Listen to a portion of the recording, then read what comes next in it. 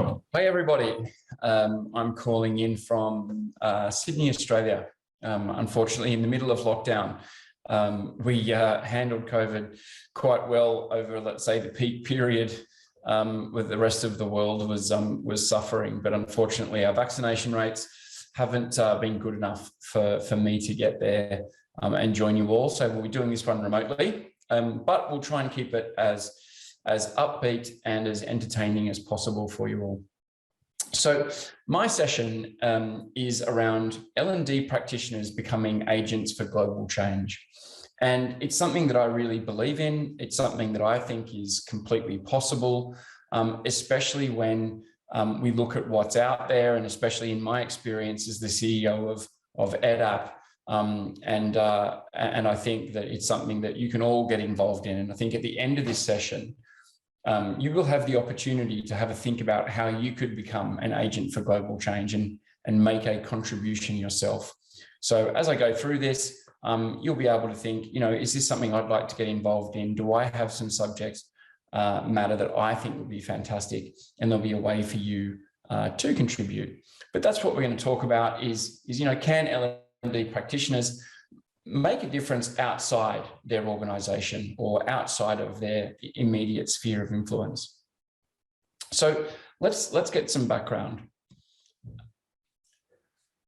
I guess at the beginning of around 2019, felt quite frustrated that the world's learning material is locked behind the walls of large enterprises and the walls of companies and organizations all over the world that only their employees are able to access.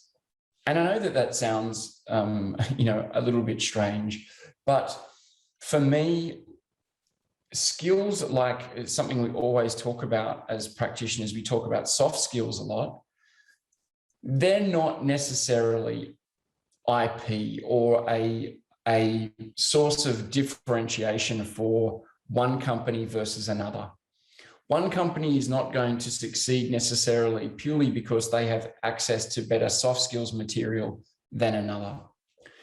And for me, learning and development material would be so much better if it was able to be shared outside of the organizations from which it originates, especially obviously the material that's very good and that's very highly rated and that people really engage with. And so for me, as I say, in around 2018, 2019, I wanted to try and see if it was possible to unlock all of the great learning material that exists in organizations around the world and give it to those that need it most. Now, who needs it most? They might be those that have absolutely no access to learning material of any kind. And those people can be, here in the Western world, they can be people that have no access to employment, people whose workplaces can't afford fantastic training, those that simply, are forgotten about and again, have no access. And also we have those that are out of employment. And those people, particularly that may not live in the United States or, Australia or Canada or New Zealand, but in fact may live in sub-Saharan Africa or in Afghanistan, and have absolutely no access to any of the material that we, I don't want to say take for granted, but that we deal with every day. And I began to feel and search for a way for us to be able to take courseware from those that have and distribute to those that don't, and find a way to do that that's going to be highly effective, that's still going to be engaging, and not just, the delivery of a bunch of SCORM files and then, delivered to an endpoint somewhere. I really felt like the world needs a way for us to be able to deliver a world-class learning experience to learners that are currently the most left behind or those that need it most. And I really feel like that material probably already exists in some shape or form around the world. And this became, I guess, a bit of a mission for us and my team at Edap, who, you know, after 5 p.m. perhaps with a drink or a coffee, would talk about this need that we felt and this frustration. So as I said, the more that we saw the amount of learning material that was distributed by our clients, those people that use our EdTech platform, Edap, the more we realized there was this just fantastic courseware that we could see, not just the courseware that was, you know, behind the firewalls of other large enterprise, but even courseware within our own platform that was really being limited to the audiences of those customers or of that enterprise. And so again, talking about that frustration, really great courseware, but a very limited audience. And how could we take that particular courseware and potentially broaden its audience and go and give it to those who need it the most? And as I say, this became quite a big mission for us, and something that we, you know, spent quite a bit of time thinking about is we have a lot of great courseware. We have audiences that, you know, really demand it. And we have L&D practitioners around the world, probably, you know, like yourselves that are watching, that are quite passionate about education and could be those agents to help deliver it. But how do we do it? Well, what we decided to do was say, okay, let's go and look for partnerships with content owners, with enterprise, with organizations that have fantastic courseware, and see if they would be interested in making that material available to an audience that is predominantly those left furthest behind, those self-directed learners, those people that have no access at all to education. And what we knew is that we needed a significant partner, someone that produced courseware that would be relevant to a reasonably wide audience, and someone that would come with a great deal of credibility when we went out to that audience and we began talking about such a program. And thankfully for us, that partner became the United Nations, arguably one of the greatest organizations that exist across the world. Now, we went to the United Nations and we said, you are lucky enough to be actually using our platform to educate within your organization. And they use Edap to go and educate in places like Afghanistan, Iraq, Sub-Saharan Africa, also some other parts of Western Europe. And they use Edap to engage their audiences and talk about various courseware on, you know, it might be climate change, women's entrepreneurship, rebuilding war-torn societies. Frankly, amazing courseware that being delivered via Edap out to their cohorts around the world, as well as it being used internally. And we said to the UN and their education division, Unitar, you've got this fantastic courseware.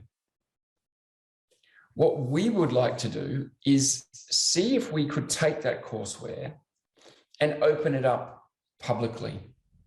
Is there a way that you could see that these fantastic courses that we all know we obsess over the creation of, you know, we spend countless hours crafting, editing, and producing this fantastic courseware for it to be seen by potentially thousands of learners in organizations? Is there a way that you could see we could fashion this out to hundreds of thousands of people? And the way that we decided to do it was to say, we have this fantastic learning platform that's used by small teams and enterprises all over the world called Edap. And it is this delivery mechanism that allows you, Unitar, to go and have those conversations and engage your particular learners. But what if we established a public library on our platform that anyone was able to access? And importantly, Edap, as a mobile-first solution, absolutely anyone around the world can access if they have access to a smartphone. And when we talk to the UN about the amount of people, even in the developing world, that do have access to a smartphone, as it turns out, there's more people with access to a smartphone than access to sanitary or to a toilet. And, you know, there has been a good job done of getting even 3G phones down to very remote parts of the world. And so the combination of us at Edap producing a public library that we're happy for everybody to access free forever and have that courseware in the palm of their hand, and great content from people like the UN, was then a magnificent start for us to be able to try and see if we're able to deliver this fantastic courseware that's often locked up in the Western world and given to those left furthest behind or those with no access to employment. And we could simply make it available on a public library.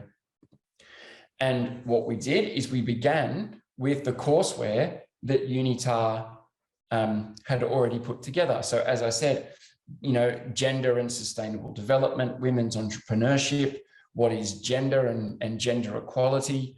And even at the time, you know, COVID was rolling out, combating the disinfodemic, and that might be around climate change. It might be around, you know, misconstrued COVID untruths. And so for us, we were then able to say, okay, we can take this courseware and be able to distribute that to whoever has access to a smartphone and whoever has access to the App Store or Google Play. And the access to that is free forever. Edap has provided that library absolutely free of charge. You simply need to download the app, indicate that you're a self-directed learner, and you have access to all of the courseware in the public library. That courseware is rated, it is reviewed. You can see what other learners around the world have said about it. And those individuals are free to browse and take that course at their leisure. There's even certificates that come at the end of them. And all of those courses are in a micro-learning format and on a smartphone. So we were off to a fantastic start. And this vision of trying to take courseware that's previously locked up and widely distributed, you know, began to come to life. And we encapsulated that partnership with the brand Educate All. And that has now become, I guess, the founding mission for this general, I guess, philosophy of trying to unlock courseware and now be able to go and talk at conferences like this, where we can talk to very large L&D audiences and begin to talk about where great courseware exists and how we can get that into the Edap public library to then be distributed out to learners anywhere in the world, as long as they have access to a smartphone. So I'm going to show you now just a very small video from Unitar and our partner at Unitar, Nigel Gann, who worked with us right through the COVID period, actually, to bring this to life. I really believe that knowledge and the ability to implement change is one of the most valuable things you can share with someone. And fundamentally, that's what we do at Unitar. COVID has impacted us all, and but adversity didn't start with COVID. We really saw this opportunity as an opportunity to redesign our approach and to think about scaling up. The content that we used to deliver face-to-face has now been able to be surfaced at a scale that we couldn't imagine before the pandemic. The device that so many people have in their palms or in their pockets could really become a powerful vehicle for change.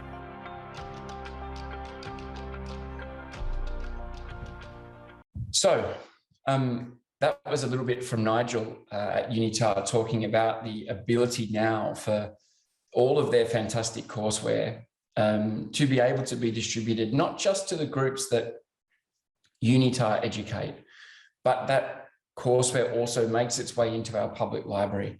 And then we are making sure that that is available to learners around the world. And how have we gone?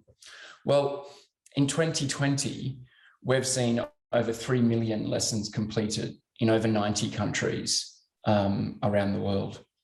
And one of the great features of Edap is its AI translation, which actually allows you to craft a course in English and then translate it into hundreds of languages. And so Unitar, have taken advantage of that and have been able to translate that courseware out into other languages. So we can even, deliver it with relevance to a learner whose first language may not be English, of course.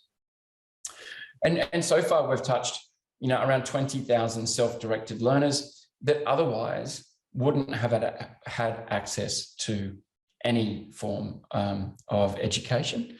And most of those people are a combination of those left behind in the Western world, as I said, but also, we see downloads from around 90 countries, quite a lot from the African continent, but also increasingly from Asia. And the more that our partners who supply content, who have put their hand up to say, look, we'd like to contribute, the more that we all talk about, we distribute, if you like, access, we talk about the product being available, the more we're finding that we have learners engaging with what we're putting out there.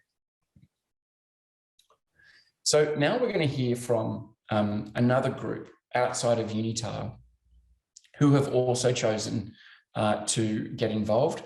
The group operate primarily in areas around the Dominican Republic and Haiti. And they've been doing some absolutely wonderful work. And I thought I would share it with you here.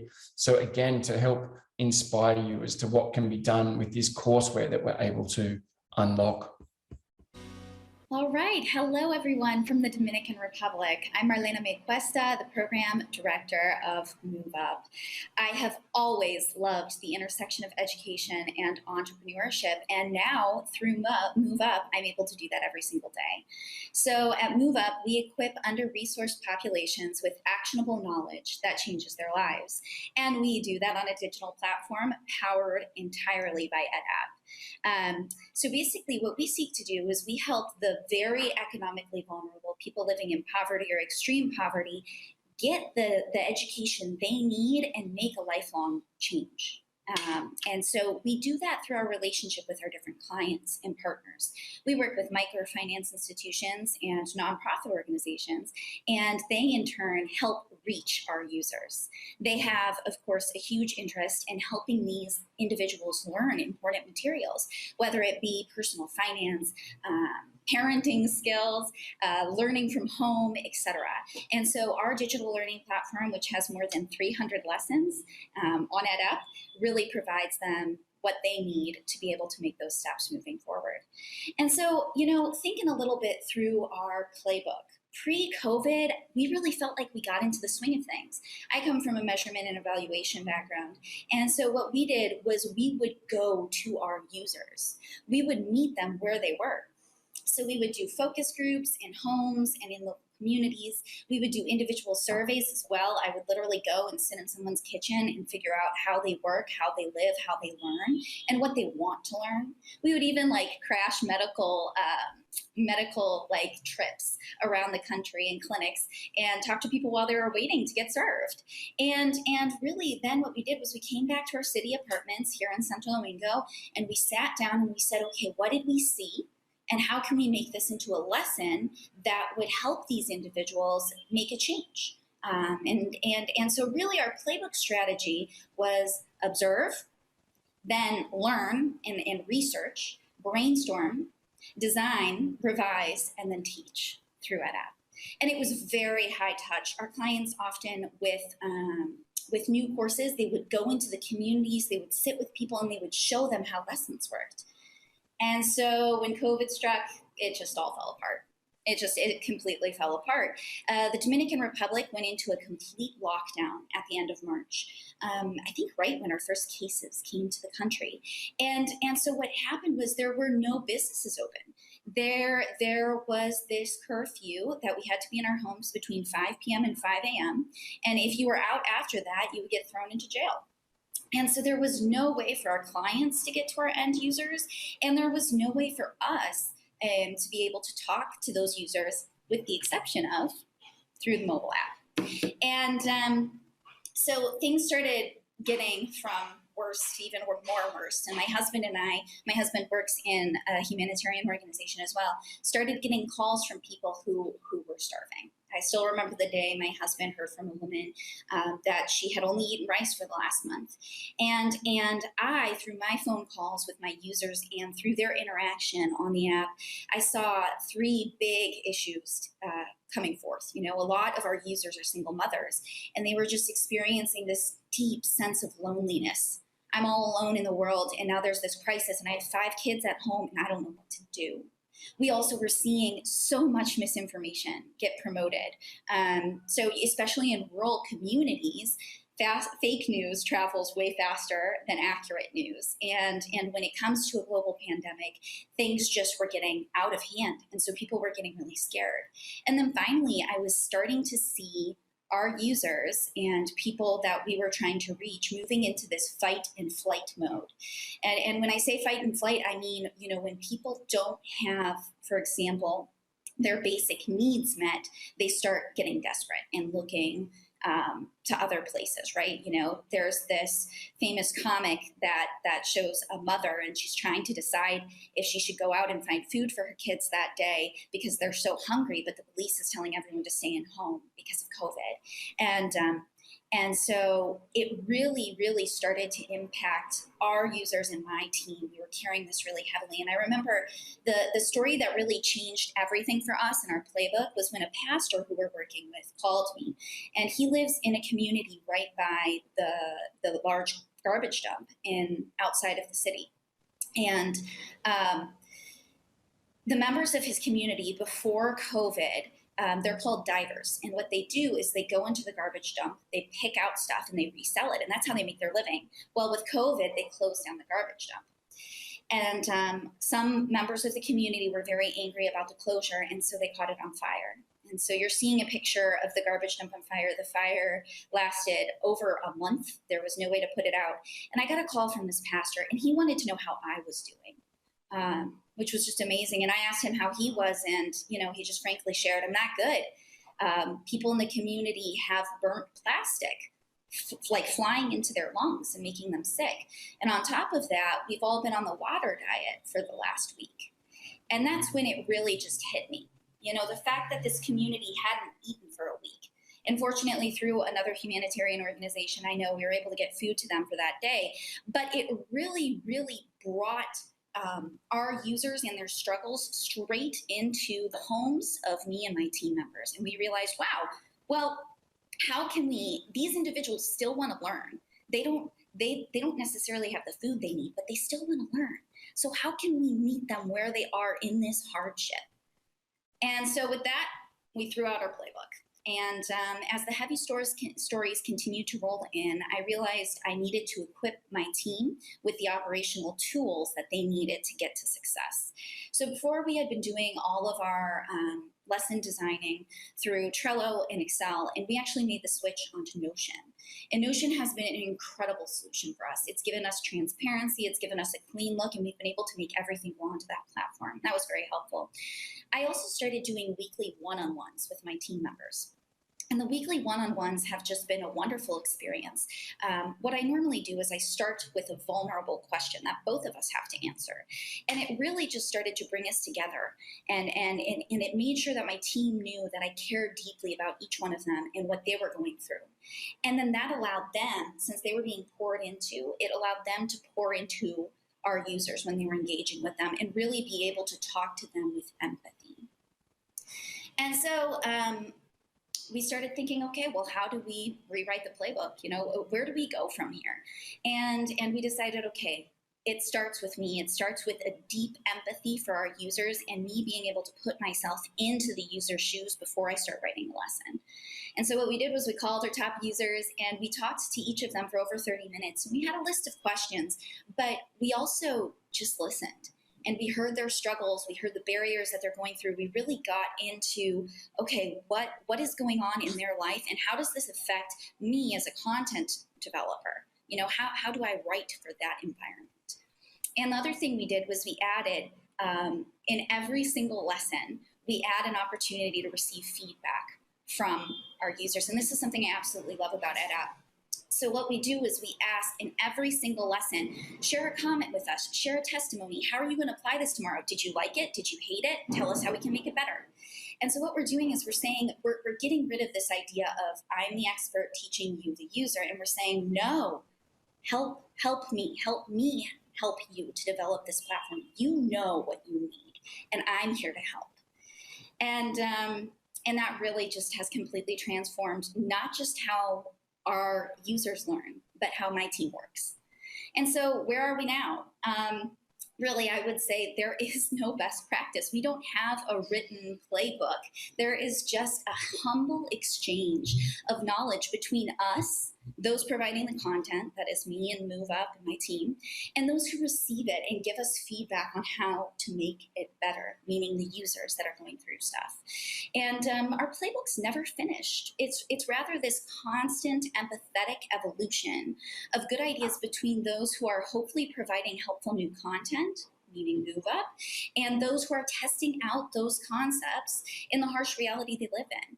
It is this constant interchange or exchange of information and improvement. And I think that's best shown through my interaction with one of our top users, Augustina. I hadn't been able to visit Augustina in person ever before, and I was able to do so last month. And I had a conversation with Augustina over several months ago. And Augustina sells a local Dominican dish called pastel en hoja. And it's very well known, delicious dish. But she's been making the same dish her entire professional career. And she saw on YouTube other recipes. And she said, I want to try to make something new.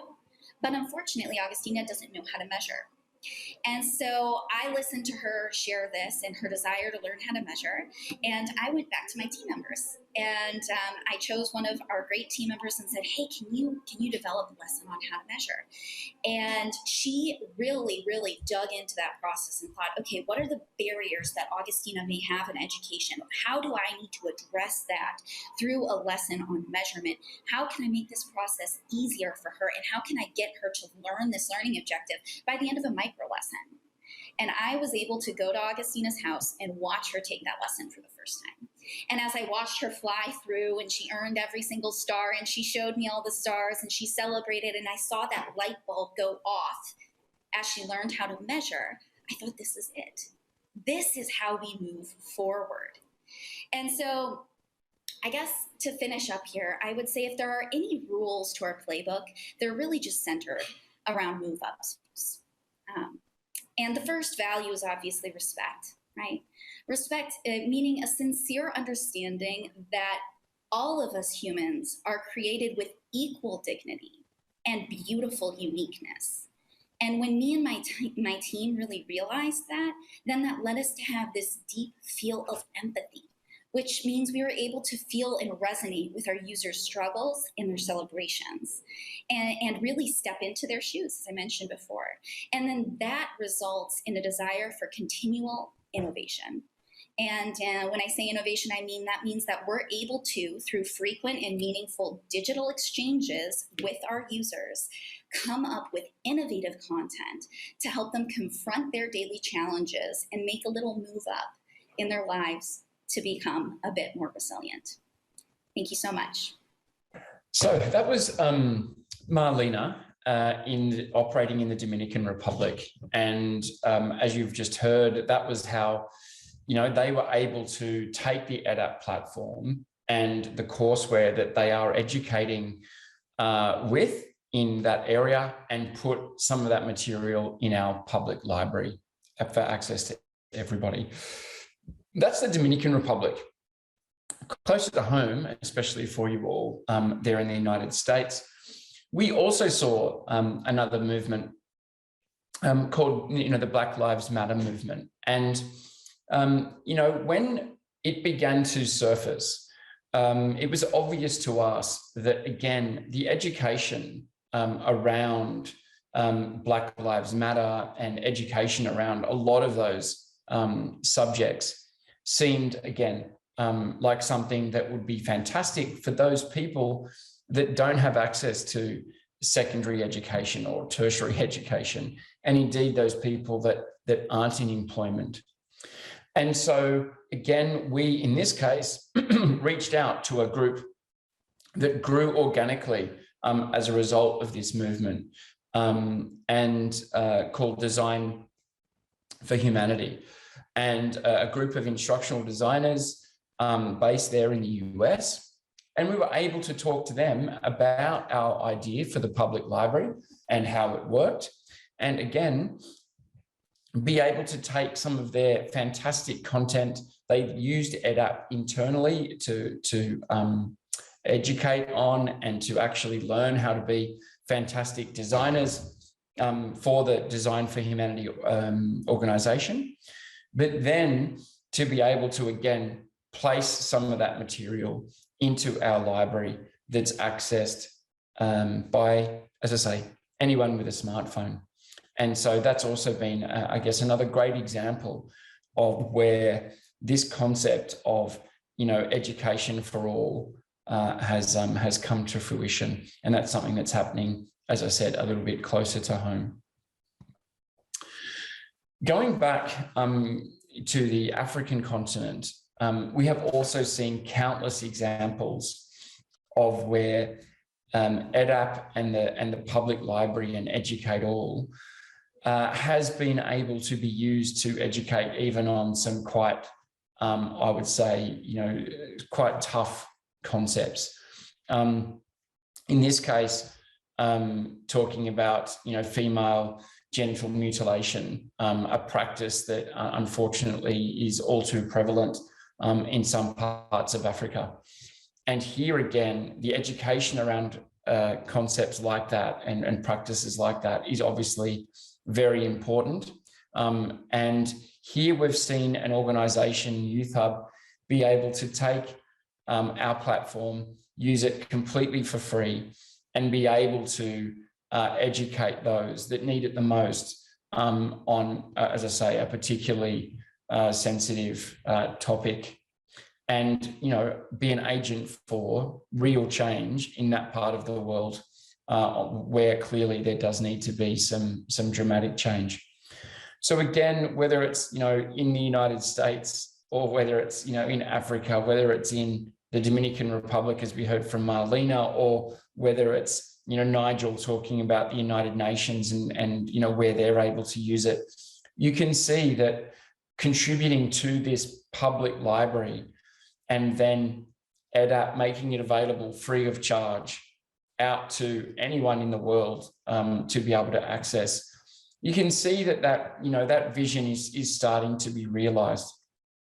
And we've seen wonderful examples all over the world where we're able to make real change. And so that question that I posed at the beginning of the session on, can L&D practitioners be agents for change? We believe, and I believe that you can. We have all this great material, and some of it might be, speaking English to an advanced level. Some of it might be, again, as Marlena said, some measuring or some math, or I'm sure you all have material that is fantastic for an organization that you've used in a number of organizations that, when you think about it, could help those with absolutely no access to education in another part of the world. And I think that L&D practitioners can become those agents for change. So if you wanted to get involved, how can you get started? I've got one final video here that is a bit of a summary, and it will show you just how far we've come, and then how you can get involved, and I'll finish up this session. So let's play that now. Adult education remains a global problem. In over 30% of the world, less than 5% of adults aged 15 and above participate in learning programs. As the training community, we have the opportunity to make a significant contribution to the world. Access to high-quality education has the ability to genuinely change the lives of those with limited resources that tend to fall furthest behind. Here is how some people are already making a change. MoveUp, together with Esperanza, have taken mobile training to the Dominican Republic and are already driving real change by providing education on vital topics like sexual health, anti-slavery, English language training, and business entrepreneurship. These courses have been huge. They love them. In fact, we got this great testimony from one girl who simply shared, like, I feel so empowered now. I never learned about this. I didn't know about this at school. It's a taboo topic in my home, so I didn't know how to talk about it. And I just feel like I have taken control of myself for the first time. This is how Unitar, the world's leading training and capacity development organisation, have utilised mobile learning to empower women's entrepreneurship in Afghanistan, and how Unitar is changing the world through learning on a global scale. Edap has enabled Unitar to expand our reach by providing micro-lessons to developing and vulnerable communities in places like Afghanistan, Iraq, and across the Middle East and Africa.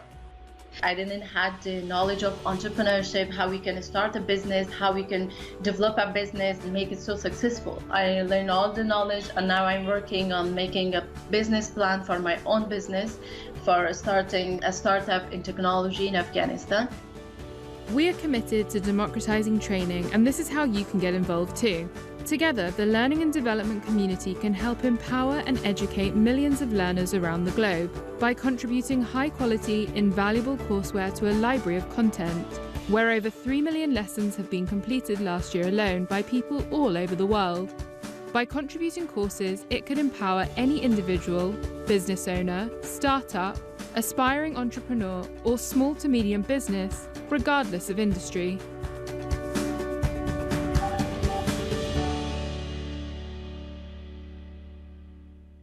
And so there you have a URL that you can take note of, where we have a small form that you're able to fill out and let us know what you think you've got that would enable you to, go and place some learning content in our library for everybody to be able to take. And when you do that, you obviously get analytics back on just how your course is doing. As I say, courses are rated and reviewed. You would also, of course, be able to see that course in that public library. And as I say, it's completely free of charge. We'll even show you how to use our authoring tool within Edap, which puts out this highly engaging and award-winning micro-learning format. And yeah, let's get your courseware out into the to those that need it most. Alternatively, if you didn't want to fill out the form, you can also just reach out to us at Edap simply by using the email address hello@edap.com. So I'll try and get those URLs up again for you in notes, etc. But edap.com/contribute or hello@edap.com. And again, we can talk to you more about how we can amplify all of the fantastic learning that you've crafted, maybe within an organization or as an instructional designer, and be able to get that out there to the people furthest behind, those people that need it most. And as I say, I think you can all become, agents for global change via the smartphone. I really hope you've had a great day and a couple of days, and all the sessions have been fruitful.